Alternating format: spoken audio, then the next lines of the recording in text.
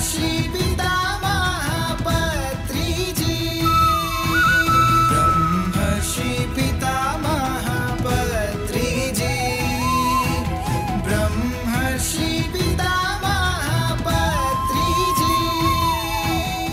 PMC ప్రేక్షకులందరికీ నమస్కారం. పత్రిజీతో నా ప్రయాణం కార్యక్రమానికి సాదర స్వాగతం. బ్రహ్మర్షి పితామహ పత్రిజీ. పత్రిజీ అంటేనే ఒక దైవ స్వరూపం, ఒక గొప్ప యోగి. ఆయన మానవ రూపంలో ఉండే దైవ స్వరూపం. ఆయన దేవుడు కాదంటూనే అందరినీ దైవత్వంలోకి తీసుకొచ్చిన ఒక యోగి. ధ్యాన ప్రపంచానికి నిలువెత్తు రూపం ఆయన. తాను దైవత్వంలోకి మారడంతో పాటు అందరినీ మార్చాలనే సదుద్దేశంతో శ్వాస మీద ధ్యాస అనే చిన్న పదనంతో ప్రయాణించి ఎన్నో లక్షల మందిని ధ్యానం నేర్పించి శాకాహారులుగా మలిచి అహింస యుద్ధం చేశారు. అలాగే ఏ జీవిని చంపే హక్కు ఎవరికీ లేదు అంటూనే ఎన్నో శాకాహార ర్యాలీలు చేసి పిరమిడ్లను కట్టి పిరమిడ్ జగత్ని స్థాపించారు. అలాంటి గురువుతో ఎన్నో అనుభవాలు, ఎన్నో పాఠాలు, ఎన్నో మైమరుపులు అలాంటివి ఎన్నో దాచుకున్నారు ఈ సొసైటీ మెంబర్స్. సో ఎంతోమంది పిరమిడ్ మాస్టర్స్కి పత్రిజీ గారితో ఎన్నో మధురానుభూతులు ఉన్నాయి. సో ఈ కార్యక్రమంలో అలాంటివి ఎన్నో మనం తెలుసుకుందాం. ఈరోజు ఆ కార్యక్రమం విషయాలు మనతో పంచుకోవడానికి మనతో ఉన్నారు గంగినాయుడు గారు. గంగినాయుడు గారిని అడిగి పత్రిజీతో వారి ప్రయాణం ఎలా ఉంది, అసలు ఎలా కొనసాగింది, ఎలా స్టార్ట్ అయింది అనేది మనం తెలుసుకుందాం. నమస్కారం సార్. నమస్తే అమ్మా. మీ ధ్యాన పరిచయాన్ని ఒకసారి పిఎంసి ప్రేక్షకులకు పిరమిడ్ స్పిరిచువల్ సొసైటీ వ్యవస్థాపకులు పితామహ పత్రిజీ గురుదేవులకు, అలాగే పిఎంసి ఛానల్ ట్రస్ట్కు, ట్రస్ట్ మెంబర్లకు, కెమెరా మాస్టర్లకు, అలాగే ఇక్కడ ఉన్న యాంకర్ మాస్టర్ అందరికీ కూడా నా హృదయపూర్వక ధన్యవాదాలు. మరి నా పేరు గంగినాయుడు, మాది కొమరోలు, ప్రకాశం డిస్టిక్. నేను ఎలక్ట్రికల్ మోటార్ రివైండింగ్ రిపేర్ చేస్తూ ఈరోజు ధ్యాన బ్రహ్మ ఎలక్ట్రికల్ రీవైండింగ్ అండ్ స్పేర్స్ అనే ఒక పెద్ద షాపును కూడా ఓపెనింగ్ చేయడం జరిగింది. మరి అలాగే నేను పత్రిజీ గారితో నా పరిచయం మీ అందరికీ తెలియజేస్తున్నా. సో మరి మీరు పత్రిజీ గారిని మొదట ఎప్పుడు చూశారు, అసలు పరిచయం ఎలా జరిగింది ఆయనతో? ఆయనతో పరిచయం భూమి పూజ చేయడానికి, పిరమిడ్ కట్టడానికి కొమరోల్లో వచ్చినప్పుడు ఆయనతో పరిచయం ఏర్పడింది. ఆయనతో షేక్ హ్యాండ్ తీసుకొని నేను ఫస్ట్ ధ్యానంలో ఆయన ద్వారా కూర్చొని పరిచయం చేసుకోవడం జరిగింది. సో మరి పత్రిజీ గారు మామూలుగా అందరికీ షేక్ హ్యాండ్స్ ఇస్తూ పోతుంటారు. సో మీకు షేక్ హ్యాండ్ ఇచ్చారా? ఒకవేళ ఇచ్చినప్పుడు ఏమనిపించింది మీకు? మాకు ఒక మధురానుభూతి కలిగింది. ఆయన షేక్ హ్యాండ్ మాకు చేయికి తగిలినప్పుడే అందరికీ షేక్ హ్యాండ్ ఇచ్చుకుంటా పోతా ఉన్నాడు. నేను కూడా దారి మధ్యలో షేక్ హ్యాండ్ ఇచ్చాను. అప్పుడు నాకు ఒక ఒళ్ళు అది ఏదో ఒక పారాడినట్లు అన్నమాట, ఒక ఎనర్జీ వచ్చేసింది. ఓకే. సో మరి మీరు ఇంటి పైన పిరమిడ్ నిర్మించడం లేదంటే ఇట్లాంటి కార్యక్రమంలో ఏమన్నా పాలు పంచుకున్నారా? ఇంటి నిర్మాణము నేను అసలు కట్టుతానని అనుకోలేదు. అసలు అది ఫస్ట్ మొదట ఒక ఇల్లు కట్టుకుందాం అనేటటువంటి ప్రయత్నంలో నేనున్నా. మళ్ళీ రెండో ఇల్లు కట్టినాక పిరమిడ్ కట్టే సంకల్పం వచ్చేసింది. ఆటోమేటిక్గా పిరమిడ్ కూడా కట్టేయడం జరిగింది. 9 సంవత్సరంలో కట్టారు పిరమిడ్? 2016లో కట్టేసిన, 16 డిసెంబర్లో అయిపోయింది, క్లియర్ అయింది. ఓకే. మరి మీరు పిరమిడ్ కట్టే ముందు మరి పత్రిజీ గారికి చెప్పారా ఓపెనింగ్ కి రమ్మని, లేదంటే ఇలా పిరమిడ్ కడుతున్నామని చెప్పారా? నేను పిరమిడ్ కట్టేది చెప్పలేదు. పిరమిడ్ కట్టిన తర్వాత ఓపెనింగ్ రమ్మని చెప్పాను. వస్తానని చెప్పిండు, వచ్చిండు. ఓకే. ఓ సార్ చేతుల మీదుగానే మీ పిరమిడ్ ఓపెనింగ్ జరిగింది. పిరమిడ్ కి మరి పేరేమైనా సజెస్ట్ చేశారా సార్? ఆ పిరమిడ్ పేరు నన్ను ఏం పేరు పెట్టాలని అడిగిండు. అడిగితే నాకు తెలియదు సార్, మీరే ఏ పేరన్నా పెట్టండి అంటే ఆత్మ బ్రహ్మ పిరమిడ్ అని చెప్పేసి ఆయనే నామకరణం చేసిండు. రిబ్బన్ కట్ చేసి మా ఇంట్లో ఒక అర్ధగంట సేపు హాయిగా రెస్ట్ తీసుకొని కడ్డీలు మంచం మీదనే నిద్రపోయి హాయిగా మళ్ళీ వచ్చి రిబ్బన్ కట్ చేసి ఓపెనింగ్ చేసి వెళ్ళిపోయాడు. ఓకే. సో మొత్తానికి మీ ఇంటికి వచ్చి పిరమిడ్ ఓపెనింగ్ చేసి పేరు పెట్టి చక్కగా పడుకొని తినేసి వెళ్ళారన్నమాట. సో ఎలా అనిపించింది మీకు అప్పుడు? ఇంకా ఎక్కడ లేని ఆనందం, భగవంతుడు మా ఇంటికి వచ్చినాడు ఇంకా అనేటటువంటి పెద్ద ఫీలింగ్ కలిగింది. మా ఇంట్లో భోజనం చేయలేదు కానీ ఆయన ద్వారా నేను ఎన్నో మాటలు, ఆయన వడ్డించిన భోజనాలు, ఆయన చేసి పెట్టిన భోజనాలు ఎన్నో తిన్న అనుభవాలు నాకు ఉన్నాయి. మీకు ముందు తెలియజేస్తా. ఓకే సార్, అసలు చాలా బాగా చెప్పారు. సో 2011లో వచ్చానని అంటున్నారు. సో మరి సార్తో ట్రెక్కింగ్స్ లేదంటే బయటకి టూర్స్ ఏమైనా వెళ్ళారా? 2011లో ధ్యాన మహాచక్రం జరిగింది మొట్టమొదట కడతాల్లో. ఓకే. ఆ కడతాల్లో 2 కిలోమీటర్స్ అక్కడ మన ఆదిశంకరాచార్యులు తపస్సు చేసినటువంటి ఒక చెరువు అక్కడ ఉంది. ఓకే. అక్కడికి సారం అంటే 2 కిలోమీటర్లు నడుచుకుంటా వెళ్ళిపోయి ఆ చెరువులో సారు దగ్గరనే అతి సమీపంలో నేను సార్తోటే కలిసి ఈత కొట్టినాం అందరం కలిసి, నేను సార్ ఇద్దరం కలిసి కూడా ఈదులాడినాం దగ్గరగానే. ఓకే. చాలా ఎక్స్పీరియన్స్ అసలు భలే ఎంత హ్యాపీగా ఉండేది. పోయేటప్పుడే మేము నడుస్తూ పోతా ఉంటే కనీసం బాధలు ఇబ్బందులు ఏమీ లేకుండా అక్కడక్కడ మధ్యలో ధ్యానం చేపిస్తూ మమ్మల్ని ముందుకు తీసుకెళ్ళండి. మళ్ళీ వచ్చేటప్పుడు ఒక ధ్యానం చేపిస్తూ వచ్చేసినాం. ఆయనతో బాగా ఆనందంగా ఆడుకున్న అనుభవం నాకు ఈ అద్భుతం నాకు జరిగిందంటే నేను ఆయనతో ఈ విషయాన్ని నేను చెప్పుకుని ఎంత చెప్పినా తీరేది కాదు ఇది. సో మరి పత్రిజీ గారితో కూర్చొని ఫస్ట్ ధ్యానం చేసింది ఎప్పుడు మీరు? ఫస్ట్ ధ్యానం చేసింది 2010 డిసెంబర్లో. ఫస్ట్లోనే అంటే కలిసిన వెంబడే మీరు ఆయనతో ధ్యానంలో కూర్చున్నారు? అది ఓపెనింగ్కి వచ్చినాడు, 15 నిమిషాలు ఆయన కూర్చోబెట్టినాడు. ఓకే. అది వచ్చేసి గంట సేపు కూర్చున్నాం ఫ్లూట్ మీద. ఓకే, కూర్చున్నారు, మీరు ట్రెక్కింగ్లు కూడా చేసేసారనమాట. ఓకే. సో మరి మీ ఇంటికి పత్రిజీ గారు ఎప్పుడైనా రావడం జరిగిందా? మీ ఇంటికి లేదంటే ఊరికి వచ్చినప్పుడు అట్లా కలవడం జరిగిందా? ప్రతిసారి ఊరికి వస్తా అంటాడు. మాకు రాజు పత్రిజీ డ్రైవర్ రాజు గారు మా ఊరి పక్కనే మా ఫ్రెండ్కు చుట్టం అల్లుడు. ఓకే. ఎప్పుడు వచ్చినా మహానుభావుడు ఆయన వస్తానంటే మేము ఆయన ద్వారా తెలుసుకుంటాము. తెలుసుకుంటే మా ఇంటికి అయితే పత్రిజీ సార్ వచ్చింది పిరమిడ్ ఓపెనింగ్కు మాత్రమే వచ్చిండు. అంటే కొంచెం పక్కన ఉంది మాకు రోడ్డుకు మాకు, కాబట్టి అంద వేలో లేం కాబట్టి మా ఇంటి దగ్గరికి అయితే రాలేదు. మా ఫ్రెండ్స్ మా మాస్టర్స్ మా ఫ్రెండ్స్ ఉండరు, శ్రీరాములు సుబ్బారావు సారు, వాళ్ళ ఇంటికి మాత్రం ప్రతిసారి వచ్చినప్పుడు నేను సార్ను కలిసేవాడిని. అలాగే పిరమిడ్కి వచ్చినప్పుడు కలిసేవాడిని. ఎప్పుడైతే కూడా బ్రేక్ అయిన పరిస్థితి లేదు ఒక్కసారి కూడా. ఓకే. వచ్చిన ప్రతిసారి ఖచ్చితంగా కలసాల్సిందే. ఓకే. సో అదొక డ్యూటీ లాగా పెట్టేసుకున్నారు మీరు కంపల్సరిగా ఎన్ని పనులు ఉన్నా. బాగుంది సార్. అంటే మరి పత్రి సార్ చాలా బాగా వంట చేస్తారు అండ్ శాకాహారం గురించి చాలా ప్రత్యేకంగా చెప్తూ ఉంటారు కదా. సో మరి సార్ వంటను ఎప్పుడైనా తిన్నారా, లేదంటే మీరు వండి పెట్టడం జరిగిందా ఎప్పుడైనా? నేనైతే వండి పెట్టలేదు కానీ సార్కు నాకైతే చాలా మాటలు వండి పెట్టింది ఈ గిద్దలూరులోనే. ఓకే. ఈ గిద్దలూరులోనే 2 సార్లు నాకు సారు వంట చేసి పెట్టినాడు. ఓకే. ఒకటి శ్రీనివాసులు గారి ఇంట్లోనూ, ఇంకొకటి ఇంకోసాట జరిగింది సంథింగ్, నాకు అంత ఐడియా లేదు. ఆయన వంటలు మినిమం 4 సార్లు ఆయన చేసి పెడితే నేను ఖచ్చితంగా హాజరై ఆయన వంట తిన్నా. తర్వాత మన కడతాల్లో ప్రతి సంవత్సరం నేను ధ్యాన మహాచక్రాలకు, ధ్యానయాగాలకు, మహిళా ధ్యాన మహాచక్రాలకు ప్రతిదీ వదిలిపెట్టేది లేదు. అలాగే ఆయన బర్త్డేలు ఎక్కడ జరిగిన ప్రతి బర్త్డేకి 2014 వరకు నేను బర్త్డేలకు వెళ్ళేవాడిని. ఇంకా 2014 నుంచి కొంచెం బ్రేక్ అయ్యింది నాకు. ఓకే. సో మరి సార్ చాలా పుస్తకాలు చదివారు అండ్ స్వాధ్యాయం చాలా ఇంపార్టెంట్ అంటుంటారు కదా, స్వాధ్యాయం సజ్జన సాంగత్యం చాలా ఇంపార్టెంట్ అంటుంటారు. సో మరి సార్ రాసిన బుక్కుల్లో లేదంటే ఆధ్యాత్మిక పుస్తకాల్లో మీరు ఎక్కువగా చదివిన పుస్తకం, లేదంటే ఎక్కువగా ఆచరించి ఇది నా జీవితాన్ని మొత్తం మలుపు తిప్పింది అన్న ఏదైనా ఒక పుస్తకం మీ జీవితంలో ఉందా? మొట్టమొదట తులసి దళం సారథి చదివిన, తర్వాత ఆత్మ అనుభవాలు, మరణం లేని మీరు, ఒక యోగి ఆత్మకథ, తర్వాత ఇది సేతు విజ్ఞానము, థాట్ పవరు, మైండ్ పవరు, ఆ తర్వాత భగవద్గీత, సారు భగవద్గీత, అలాగే భాగవతము, రామాయణము, పులూరి సత్యనారాయణ గారి రామాయణాలు, ఇట్లా ఎన్నో ధ్యానము, స్వాధ్యాయము, సజ్జన సాంగత్యం, ఆచార్య సాంగత్యం ఎక్కువగా నేను చేస్తానే ఉంటాను ప్రతినిత్యము. ఓకే. మరి ఈ అన్ని బుక్స్ చదివానన్నారు కదా, బుక్స్ చదివినప్పుడు మీకు ఎలాంటి ఫీలింగ్ ఉండేది? ఏదైనా బుక్ మీ జీవితాన్ని మార్చిందని అనిపించిందా ఎప్పుడైనా? ప్రతి పుస్తకము కొంత మార్పు చేస్తానే వస్తుంది. అది మనకు కనపడదు జీవితంలో. ప్రతి నిత్యం చేసినామంటే మనకు వచ్చిన అనుభవం ఆ బుక్లో ఉంటుంది. దానివల్ల మనం మార్పు చెందుతానే వచ్చేసినాం. కాబట్టి స్వాధ్యాయం అనేది కంపల్సరీగా ఇంపార్టెంటే. ధ్యానము ఒక భాగం అయితే రెండవ భాగము స్వాధ్యాయం అవసరం. ఓకే. మూడో భాగము సజ్జన సాంగత్యము, మంచి మాటలు ఎవరు చెప్పినా ఇనాలనేది బ్రహ్మర్షి పత్రిజీ గారి సూచనలు.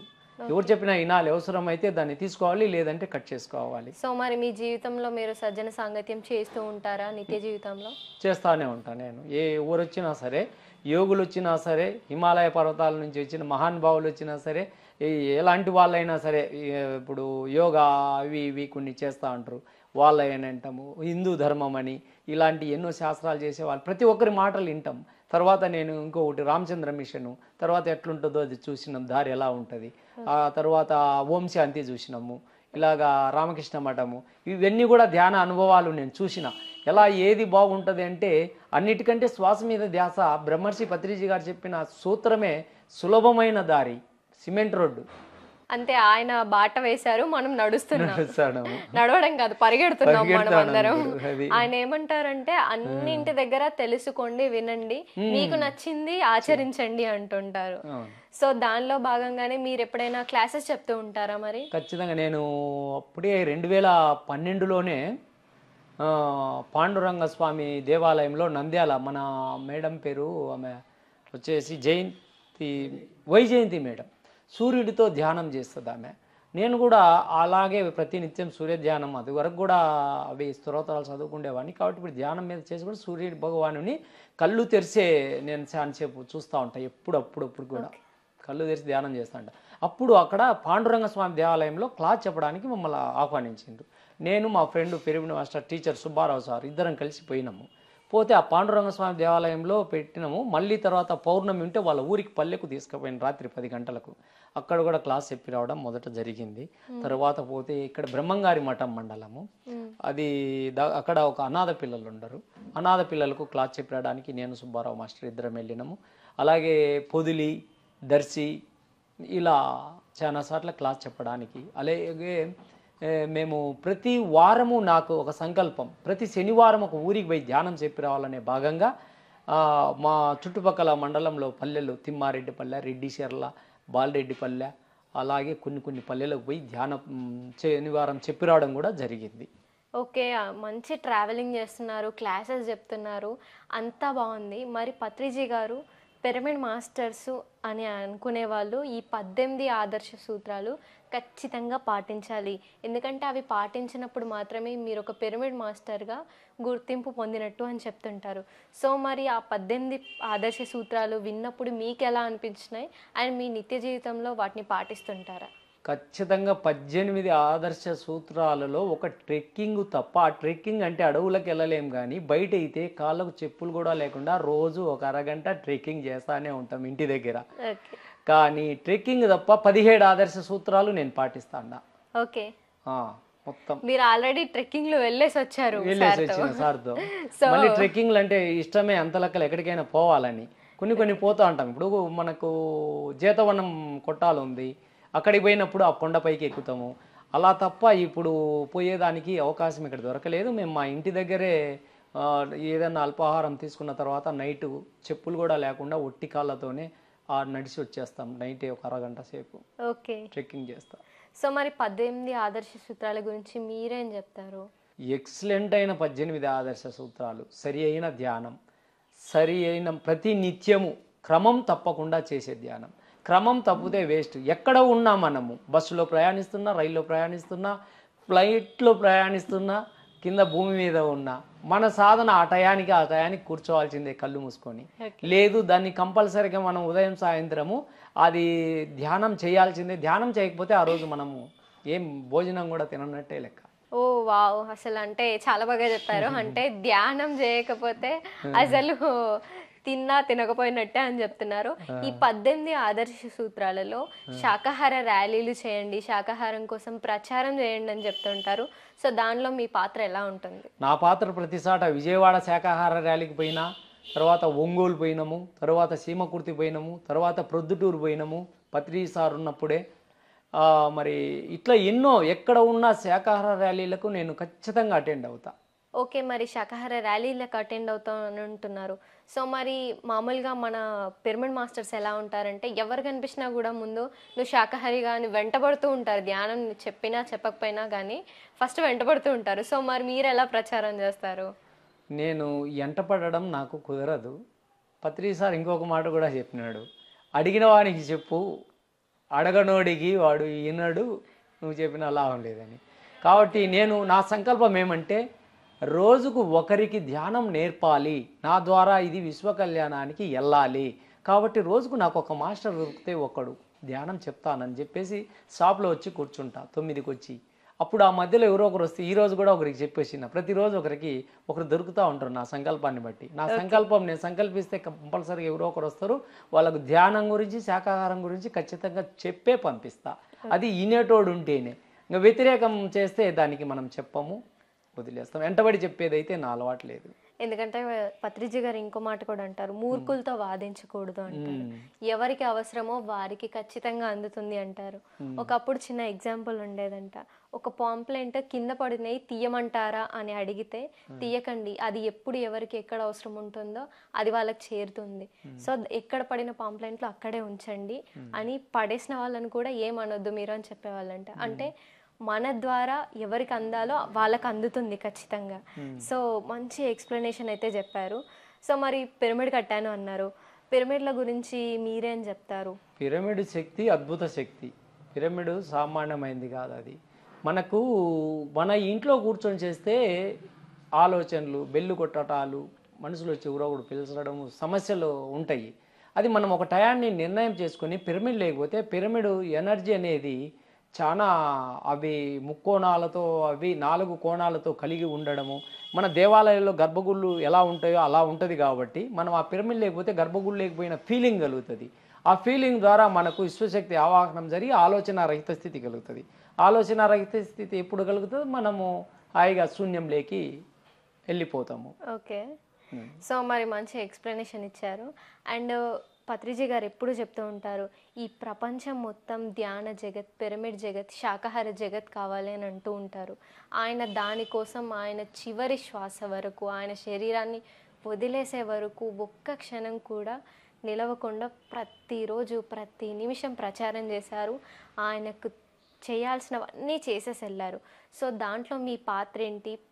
అందరూ అంటుంటారు ఏంటి అసలు ఈ జగత్ ఏంటి, అసలు వీళ్ళేంటి అని అనుకుంటూ ఉంటారు బయట పీపుల్. సో వాళ్ళకి మీరు దీని గురించి ఏం చెప్తారు? దీంట్లో మీ పాత్ర ఏంటి? దీంట్లో మా పాత్ర, మొన్న మా అబ్బాయి పెళ్లి జరిగింది, దాని మీద శాకాహారం ముద్దు, ఆరోగ్యానికి హానికరం మాంసాహారం, శాకాహారమే ముద్దు అని చెప్పేసి కొన్ని చేతి బ్యాగులు కొట్టించినాం. ఎన్ని 1700 1300 కొట్టించిన. ఇప్పటికి ఉండేవి. కస్టమర్ రైతులు మా దగ్గరికి వస్తారు, మోటార్లకు సామాన్లు స్పేర్స్ ఇస్తాము, పీవీసీ, ఎలక్ట్రికల్, అవన్నీ చేసి పంపిస్తూ ఉంటాం. అలాగే శాకాహార ర్యాలీలో పాంప్లెట్ చేపిస్తూ ఉంటాం. అలాగే ప్రతిసారి జన్మదిన శుభాకాంక్షలు తెలియజేస్తూ ఉంటా పిఎంసి ఛానల్లో. అలాగే ప్రతి యూట్యూబ్ను సర్ప్రైజ్ చేపిస్తూ ఉంటా. తరువాత నేను పిఎంసి అంబాసిడర్గా చేస్తా ఉంటా. నా వంతు నాకు వచ్చిన ఆదాయంలో కూడా నేను ఒక మోటార్ అమ్మితే ఒక 50 రూపీస్ భౌతిక ప్రపంచానికి, ఏదన్నా యాత్రలు టూర్లు తిరగటానికి, ఒక 50 రూపీస్ అన్నదాన కార్యక్రమానికి, ప్లస్ అంబాసిడర్గా మనం చేసే సేవకు పిఎంసి ఛానల్ వాళ్లకు దానికి అంబాసిడర్గా నేను చేస్తూ మొన్న మన కడతాల్లో కూడా ఇవ్వడం జరిగింది. నేను పోయిన సంవత్సరమే అంబాసిడర్గా జాయిన్ అయిన శ్రీశైలంలోనే. నాకు షిరిడీ పోయినా నేను అంబాసిడర్గా. తర్వాత శ్రీశైలంలో ఒక మీటింగ్ చూసుకున్నా.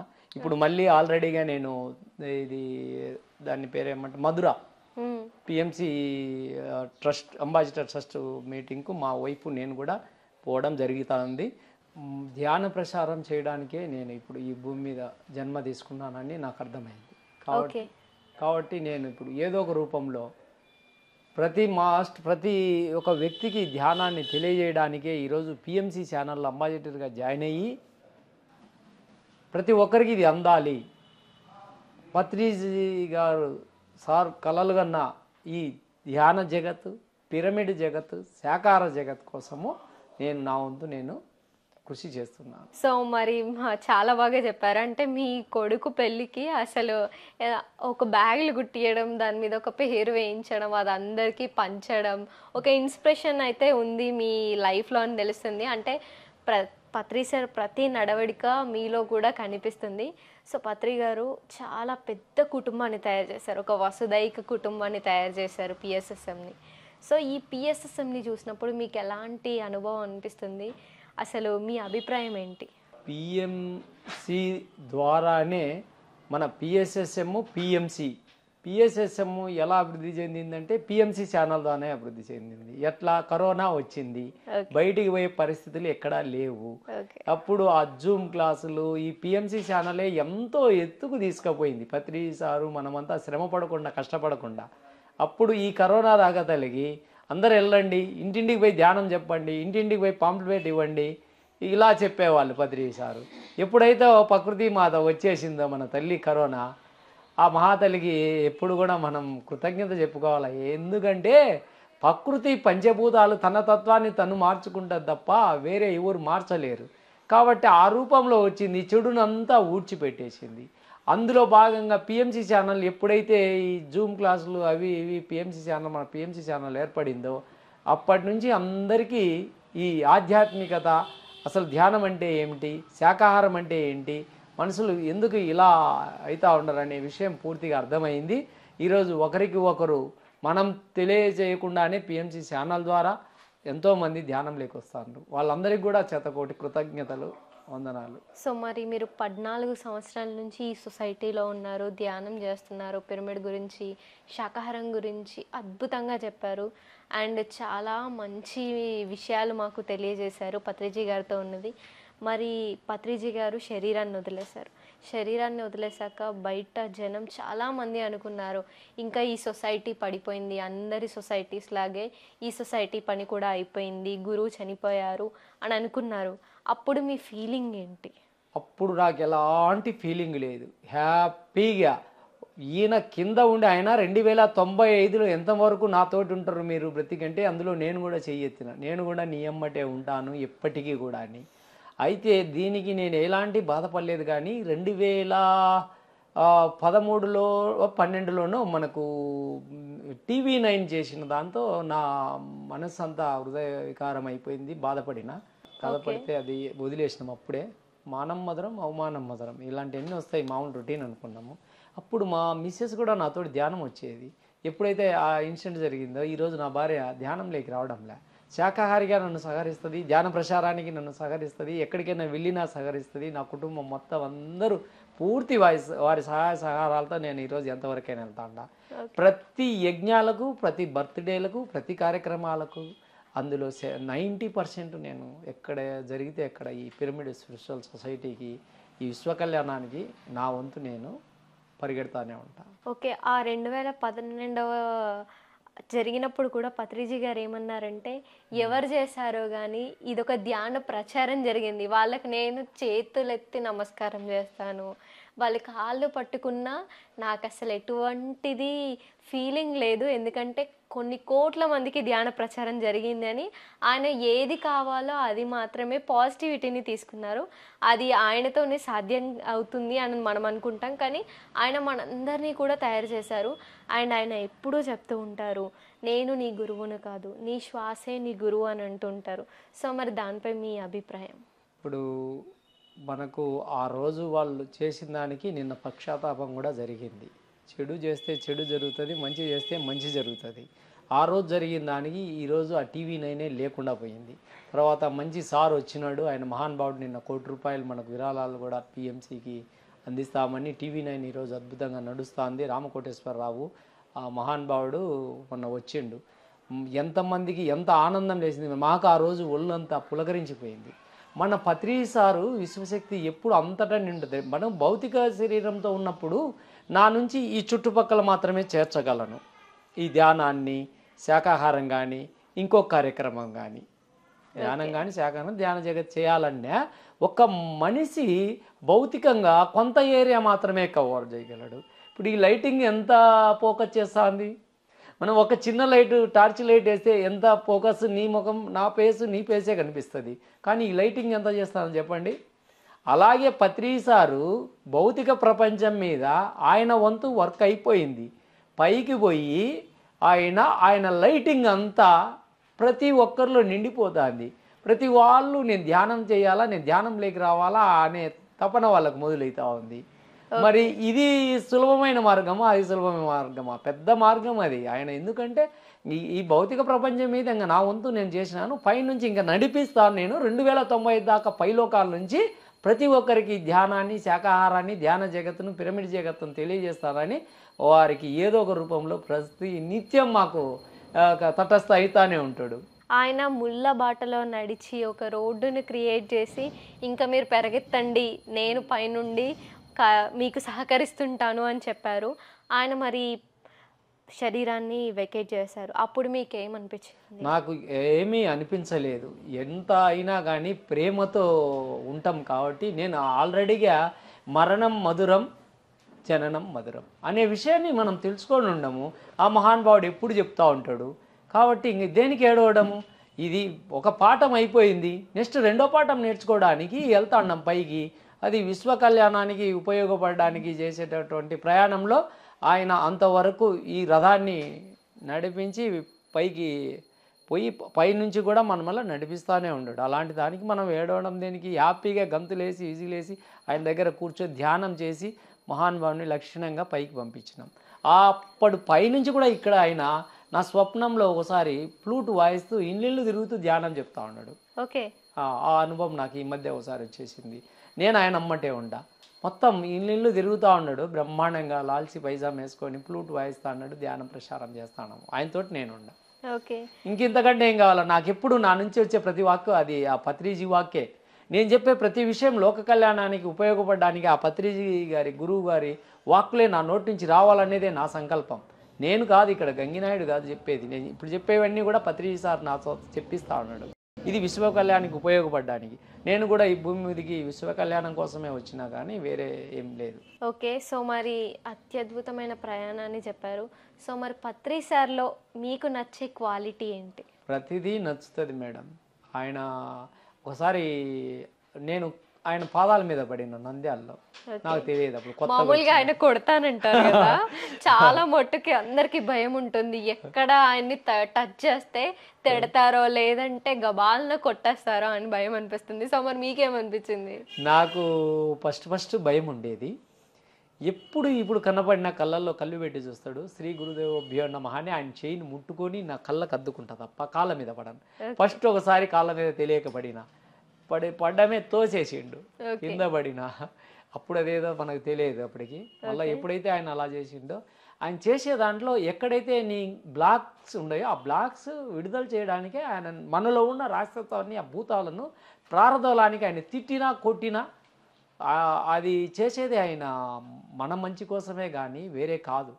ఒక విద్యార్థి విద్య నేర్చుకోవాలంటే గురువు బెత్తంతో దెబ్బ ఒకటి కొట్టాల్సిందే, లేకపోతే చదువు రాదు. కొడతాడు, మళ్ళీ ఆయన దగ్గర తీసుకుంటాడు. గురువుకు ఉండే లక్షణం అది. కాబట్టి మనం ఆయన అది ఏది తప్పు పట్టేదానికి లేదు. ఓకే. సో మరి పత్రిజీ గారు మీకు ఎప్పుడైనా ప్రత్యేకంగా ఇది చెయ్యు నువ్వు, లేదంటే ఇలా వెళ్ళు అని ఎప్పుడైనా సూచించడం జరిగిందా? ఏ రోజు చేయలేదు. ఎక్కడ కూర్చున్నా, ఎక్కడ ఆయన వచ్చినా కానీ ఇంకేంటి సంగతులు చెప్పు అంటాడు. అంతా మామూలే సార్, బాగుంది, షుగర్ కంట్రోల్ అయ్యింది, నేను ఇప్పుడు ట్యాబ్లెట్లు కూడా వాడడం లేదు, నేను బాగున్నాను సార్, నేను బాగున్నా, ఇంకేంటి సంగతి అంటాడు. తర్వాత అలాగే పత్రి సార్ చెప్పిన ఒకటి, ఏం మాట్లాడినా నువ్వు చేయకపో ఎస్ ఎస్ ఎస్ ఎస్ అనమంటాడు. అదే నాకు అలవాటు అయిపోయింది నా జీవితంలో. అది ఏం జరిగిందంటే, ఉదాహరణకు 2014లో ఎలక్షన్, మన పిరమిడ్ పార్టీ ఆఫ్ ఇండియా. అప్పుడు అందరూ వీళ్ళు ఎంప్లాయీస్ ఉంటారు కొంతమంది, నేను మాత్రమే ప్రైవేట్ వ్యక్తిని. కలికి ఆడిపోయినాము జీతవనం కొట్టాలకు. వీళ్ళంతా నన్ను ఎమ్మెల్యేగా టికెట్ తీసుకోమని అక్కడ నన్ను ఏర్పాటు చేసినారు. పత్రిజీ సార్ కూడా నన్ను సెలెక్ట్ చేసిండు, మీరు ఉండండి చేయండి అని. ఏం చెప్పాలి నేను? పత్రిజీ సార్ చెప్పిండు, ఎస్ అనేది మనకు గుర్తుంది కాబట్టి ఎస్ సార్ అన్న. ఇంటికి వస్తానే మా రిలేషన్స్ పొలిటీషియన్స్ ఇక్కడ పొలిటికల్ భౌతిక ప్రపంచంలో ఉండరు, నేను ఆధ్యాత్మిక ప్రపంచంలో ఉన్నా. నా కొడుకు కూడా అప్పుడు ఎస్ఐకి రాసిండు, వాడు శాఖాహారి, మా కుటుంబం అంతా. అయితే ఇవి వద్దు మనకు, ఇప్పుడు వాళ్ళకు పోటీ పోతే మనం ఇబ్బంది పడతాము, ఉండే మన ఆర్థిక పరిస్థితిలో అంగడి పెట్టుకునేమని మన రాజకీయాలు వద్దని చెప్పేసి ఇంట్లో బ్రేక్ చేసారు. అక్కడేమో సార్కు మాట ఇచ్చి వచ్చిన. అలాగే నేను అక్కడికి కొత్తకోటకు మన స్టూడియోకి కూడా వచ్చిన, హైదరాబాదు. సారు అందరినీ రెడీగా అన్నీ చేసినాడు, ఉండాలని చెప్పినాడు. వచ్చిన తర్వాత ఇంకా కుదరలేదు నాకు. అప్పుడు మన ఈతముక్కల హరిని రికమెండ్ చేసి ఈ నియోజకవర్గానికి, గిద్దలూరు నియోజకవర్గానికి చేస్తే ఆయనకు సపోర్టర్గా నేను వేసి ఆయనతో ఏపించి ఆయనకు సపోర్ట్గా ఉండి చుట్టూ అంత లెక్కల ఈ నియోజకవర్గం మొత్తం తిరిగి పాంప్లెట్ వంచి ఆయన్ను ఎంతో కొంత మన ఓట్లు మనకు వచ్చినాయి. కాబట్టి పత్రిజీ సార్ చెప్పే ప్రతిదానికి ఎస్, ముందు నువ్వు చేయపో అనవసరం, ఎస్ ఎస్ ఎస్. అవును, ఎందుకంటే ఆయన అంటారు ఆధ్యాత్మికవేత్తలే పరిపాలకులుగా ఉండాలి, అప్పుడే రాజకీయాలు అనేవి సరిగ్గా ఉంటాయి, ఆయన పరిపాలన అనేది సరిగ్గా ఉంటుంది అంటారు. సో మరి ఆయన ధ్యాన జగత్, శాకాహార జగత్, ఆయన పిరమిడ్ జగత్ అని అంటూ ఉంటారు కదా. సో మరి ఆ మాటలు విన్నప్పుడు తొలిసారిగా మీకేమనిపించింది? ఇది అదే ఖచ్చితంగా ఏందంటే ఆధ్యాత్మికులు పరిపాలన చేసిన ఒక కుటుంబంలో వ్యక్తి కుటుంబ యజమాని కరెక్ట్ లేకపోతే ఆ కుటుంబం చిన్నాభిన్నమైపోద్ది. అలాగే దేశంలో పైన ప్రధానమంత్రి లాంటి వాళ్ళు ఒక యోగి, ఒక ఋషి, మహర్షి, జ్ఞాని కాకపోతే ఈ ప్రపంచం అంతా అజ్ఞానాంధకారంతో మునిగిపోతుంది. స్వార్థ రాజకీయాలు, స్వార్థంతో ఒకరికొకరు చంపుకోవడం, పుడుచుకోవడం, ఇంకా కావాలా ఇంకా కావాలా ఇంకా కావాలా సంపాదించాలనే స్వార్థాలతో పోతారు. సంపాదించుకోవడానికే వీళ్ళు తయారవుతుంటారు కానీ మామూలుగా అయితే లేదు. కాబట్టి యోగులే ఎప్పుడైతే పరిపాలన చేస్తారో ఇక్కడ అందరికీ కూడా యోగులకు, ఋషులకు, మహర్షులు కోరికలు ఉండవు. కామ, క్రోధ, లోభ, మోహ, మదమాచారాలు జయించినటువంటి మహానుభావులు వాళ్ళకెందుకు కావాలనుకున్నప్పుడు ఫుడ్ దొరుకుతుంది, కావాలన్నప్పుడు బట్టలు దొరుకుతాయి, కావాల్సిన అన్ని వసతులు మనకు విశ్వము ప్రకృతి మనకిస్తానప్పుడు ఇంకా యోగికి ఎందుకుంటాయి కోరికలు? ఒక యోగి ఎప్పుడు కూడా అరిషడ్ వర్గాలను జయించున్నాడు కాబట్టి ప్రజలు తన ఇంట్లో ఉండే ముందు ఇంటిని చూసుకుంటాడు, తర్వాత పక్కింటిని చూస్తాడు, తన ఊరిని చూస్తాడు, జిల్లాను చూస్తాడు, రాష్ట్రాన్ని చూస్తాడు, ప్రపంచాన్ని చూస్తాడు. కాబట్టి ఆధ్యాత్మిక గురువులే ఈ రాజకీయంలో వస్తే తప్ప ఈ ప్రపంచము బాగుపడదు. అంతవరకు హింస జరుగుతూనే ఉంటుంది, స్వార్థపు రాజకీయాలు పెరుగుతూనే ఉంటాయి. కాబట్టి ఇంకొక విషయం కూడా ఇప్పుడు ఈ ఛానల్ సందర్భంగా నేను చెప్పేది ఏంటంటే కంపల్సరిగా 35 ఏజ్ ఉన్న వాళ్ళు చేస్తే, ఇప్పుడు రాజకీయం చేస్తే ఈ ప్రపంచం బాగుపడుతుంది. ఎందుకంటే 1990 నుంచి పుట్టిన వాళ్ళు యోగులు, 1920 తర్వాత పుట్టిన వాళ్ళు ఋషులు, 20 తర్వాత పుట్టిన వాళ్ళు మహర్షులు ఈ భూమి మీదకి వచ్చిండ్రు. ఈ భూమిని సత్యయుగంగా మార్చడానికి. ఇది అందులో 3rd డైమెన్షన్ నుంచి 5th డైమెన్షన్లోకి కూడా వెళ్ళింది. కాబట్టి ఇంక ఇప్పుడు రాబోయే కాలాలు అన్నీ మంచి రోజులే, సత్యయుగమే స్టార్ట్ అయింది.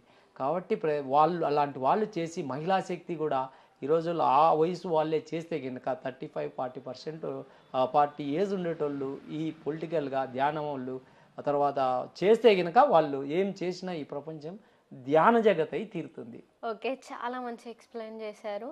సో అంటూ ఉంటారు యద్భావం తద్భవతి, యదా రాజా తదా ప్రజ. సో అందుకే ఆయన అంటూ ఉంటారంటే యోగులే పరిపాలకులు కావాలి అని. సో ఆయన ట్రీట్ చేసే విధానం అసలు ఎంత బాగుంటుందంటే ఆయన మైత్రి అసలు మాటల్లో వివరించలేము మనం. My dear God's, my dear friends అని అంటూ ఉంటారు. సో మరి ఆ వర్డ్స్ విన్నప్పుడు మీకు ఏమనిపిస్తుంది? ఇప్పటికీ మేము అదే పాటిస్తూ ఉంటాం. My dear masters, my dear God's, my dear friends. అంతే. ఎవరికి గురువులు? నీ శ్వాసను గురువు పట్టుకోలేకపోతాడు. భౌతికమైన గురువులు ఎంతోమంది ఉండరు. గురువుల్లో కూడా 3 రకాలు ఉండరని మహానుభావుడు చెప్పిండు కదా. కాబట్టి ఎవరి స్థితి వాళ్ళకు ఉంటుంది, ఎవరిని మనం విమర్శించేదాన్ని కాదు. కాకపోతే వాస్తవంగా మన శ్వాసే మన గురువు అనేది తెలుసుకొని దాన్ని మార్గదర్శకాన్ని చూపించే వాళ్ళ దగ్గర పొందాలి. చాలా బాగా చెప్పారు సార్. అంటే ఎంత బాగుందంటే మీ ఎక్స్ప్లెనేషన్, మీ ప్రతి మాటలో, ప్రతి నడకలో, మీ ప్రతి దాంట్లో పత్రిజీ నిండిపోయి ఉన్నారనేది అయితే మాకు చాలా బాగా అర్థమవుతుంది. అండ్ భౌతికంగా కాదు, ఆయనని ఆత్మపరంగా చూస్తున్నారనే విషయం కూడా మాకు అర్థమైంది. సో పిఎంసి ప్రేక్షకులకి పత్రిజీ గారితో మీ ప్రయాణంలో చివరి సందేశం ఇవ్వండి. చివరి సందేశం మా అమ్మగారు స్వర్ణమాల పత్రిజీ మేడం గారిని, అలాగే మా అక్కగారు మరి పరిణితి పరిమళ పత్రి గారిని కూడా, వాళ్ళందరినీ నేను ఆ పత్రిజీ కుటుంబంలోనే నేను గత జన్మలో ఉన్నానేమో. నేను గత జన్మ చూసుకుంటే ఒక బ్రాహ్మణ స్త్రీగానే నేను గత జన్మ నాది. సగం వరకు ఒక 35 ఇయర్స్ వరకు బ్రాహ్మణ కుటుంబంలో స్త్రీగా జన్మించిన. ఆ తర్వాత నుంచి నేను ఇంకా మెడిటేషన్లోకి రావడం సగం వరకు చూడు అన్నీ అనుభవించిన. నేను అనుభవించిందంటూ ఏం లేదు. సిగరెట్, బీడి, పాన్ పరాక్, రాజాకైని, గంజాయి, నాటుసారాయి, ఫారెన్ విస్కీ, ప్రతి భోగాలు అన్నీ అనుభవించి ఆధ్యాత్మికలోకి వచ్చిన.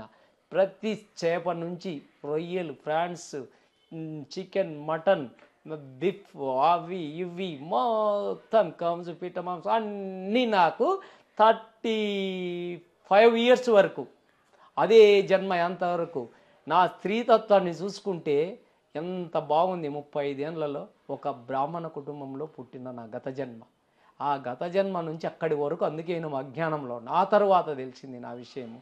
అందుకే ఈరోజు నేను ధ్యానం అంటే పత్రి సార్ కుటుంబం అంటే పత్రి సార్ వాక్కులనే పత్రి సార్ మా అమ్మ స్వర్ణమయ పత్రి మేడం గారు కూడా నాకు శ్రీశైలంలో ఒకసారి ఒక ట్యాగ్ వేసేసింది నాకు మెడలో. ఆ తర్వాత నేను ప్రతిసారి మా అక్క వాళ్ళను కలుస్తూ ఉంటా పోయినప్పుడల్లా. నాకు ఇప్పటికీ సారు కనిపిస్తానే ఉంటాడు. ఓకే, మరి పత్రిజీ గారు మహిళా ధ్యాన మహాచక్రాలు యాగాలు పెడుతూ ఉంటారు. ఇప్పుడు మనకు రాబోయేది కూడా మహిళా ధ్యాన మహాయాగం. సో పత్రిజీ గారు ఎందుకు మహిళలకి ఇంత ప్రాధాన్యత ఇస్తారంటారు? లేచింది మహిళా లోకం, నిద్ర లేచింది పురుష ప్రపంచం, లేచింది మహిళా లోకం. మహిళ అంటే ప్రకృతి తల్లి వంటి శక్తి మాత. ఆ మహాతల్లి మహిళలకు లోనే ఏదైనా ఓర్పుదనం ఉంటుంది, మగవాడికి ఉండదు సహనము.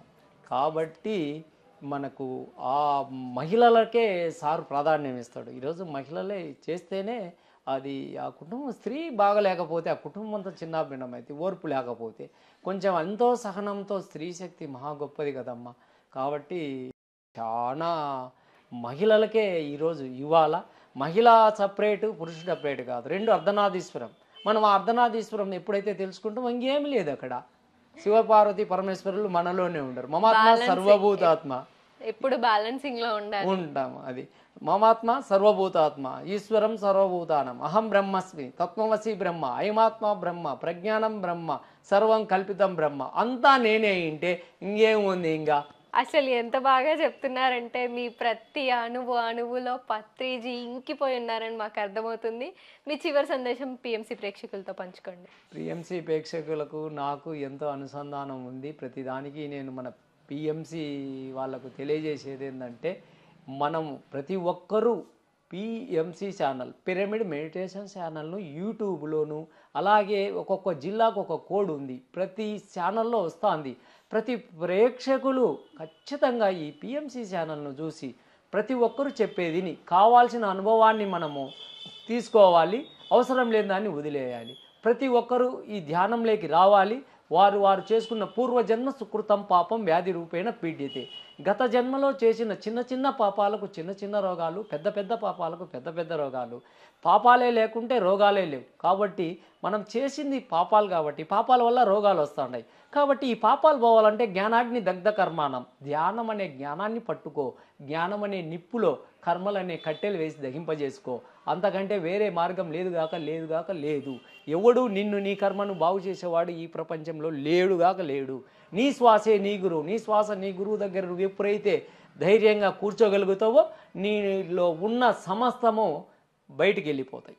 లాస్ట్గా అదే మనకు ఎప్పుడైతే మనం ధ్యానంలో కూర్చుంటామో విశ్వశక్తి మన తరుడై ద్వారా మూలాధార చక్రం కుండలినిలో ఉత్తేజితమై అక్కడి నుంచి ఒక్కొక్క చక్రంలో ఉన్న బ్లాక్స్ అన్నీ విడుదలైపోతూ సహస్రారం వరకు మనము మన చైతన్యాన్ని ఉత్తేజితపరుచుకుంటాం.